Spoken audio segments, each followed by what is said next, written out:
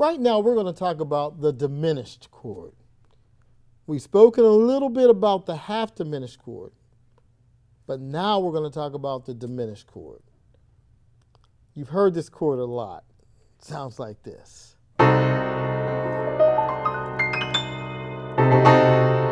Who shot Mr. Humperdinker? Diminished chord. It's a very, very unstable chord, and that's because it's built upon two different tritones. There's one tritone there, another tritone there. It's constructed like this. Root, flat 3, flat 5, and this is a double flat 7. Here's the 7, and it's flat twice.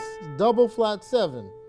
It's also the same note as the 6, but it's 1, flat 3, flat 5, double flat 7.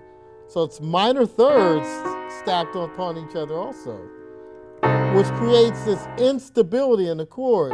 You feel like you want to go somewhere else.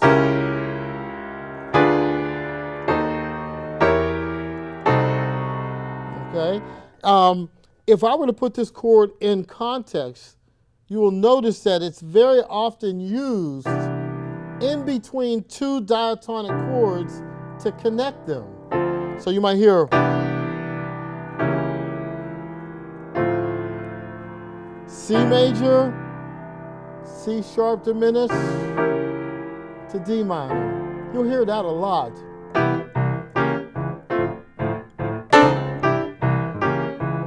If we did it in the key of E flat, E flat, go up a half step to E diminished to F minor.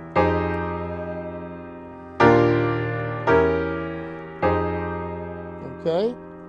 That chord is, like I mentioned, kind of unstable. You feel like you want to go somewhere. And if it's alone, it's like this mysterious chord. They would use it in silent films a lot.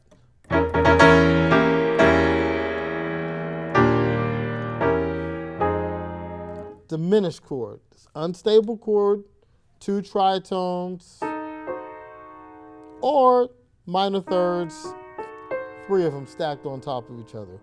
Upper minor third, upper minor third, upper minor third. The chord is constructed root, flat 3, flat 5, double flat 7. The diminished chord.